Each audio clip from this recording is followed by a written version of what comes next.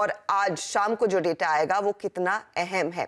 Good morning आप दोनों को। अनुज, स्थिति एक बार फिर नर्म होती हुई और इस नरमी का अंदेशा शायद कल क्लोजिंग में ही दिख रहा था। हम बात कर रहे थे हर्षिता, गुड मॉर्निंग, की वो जो डॉलर इंडेक्स टिक बाय टिक बढ़ रहा था उस समय 110।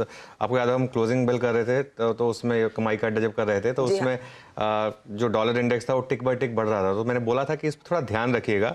और कल जब हमने क्लोजिंग की थी इंडियन मार्केट की तो 110.3 था डॉलर इंडेक्स। तो अभी नीरज जी से भी समझेंगे कि रीजन क्या रहा, लेकिन जो टिकर पर दिख रहा है वो लेवल दिख रहा है 112.2।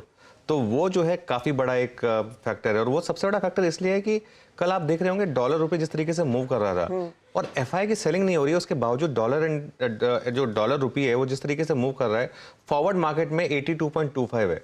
तो आज सुबह हम 82 का भी लेवल तोड़ देंगे।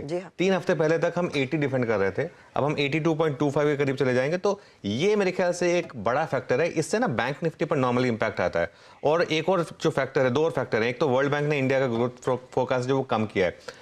नॉर्मली जब भी वर्ल्ड बैंक, आईएमएफ, मूडीज ये सब ग्रोथ फोरकास्ट कम करते हैं ना वो पॉजिटिव होता है, क्योंकि ये लोग बिहाइंड द कर्व्स होते हैं इसके लिए। तो और मार्केट ऑलरेडी मूव कर चुका होता है। तो इसको तो एक्चुअली मैं पॉजिटिवली देखता हूँ। जब भी ये लोग कम करते हैं ना, हमारा वर्ल्ड बैंक या कुछ भी कहता है कि इंडिया बाहर की चिंता करिए, इंडिया काफी ठीक ठाक चल रहा है, लेकिन जब कम करते हैं तो मुझे अच्छा लगता है एक्चुअली। मुझे लगता है और कम करिए तो वो इंडिया के लिए और अच्छा है एक्चुअली। तो ये मेरे लिए पॉजिटिव खबर है, लेकिन हेडलाइन में नेगेटिव खबर बन जाएगी, ठीक है। तो इसको हमको उसी हिसाब से डील करना है।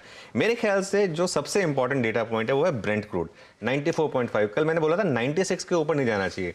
96 के ऊपर गया तो इसमें एक बहुत बड़ी तेजी आ सकती है, वो हमारे लिए नेगेटिव होगा। लेकिन अगर ट्रेंड पॉजिटिव है, जो कि पॉजिटिव है, तो मार्केट इन सबको इग्नोर करके बाइंग करेगा।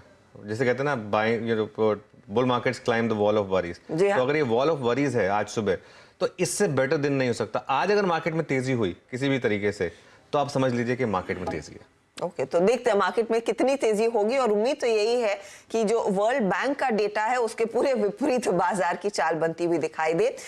लेकिन ये वॉल ऑफ वरी इतनी बड़ी क्यों फिर से खड़ी हो गई है? अमेरिका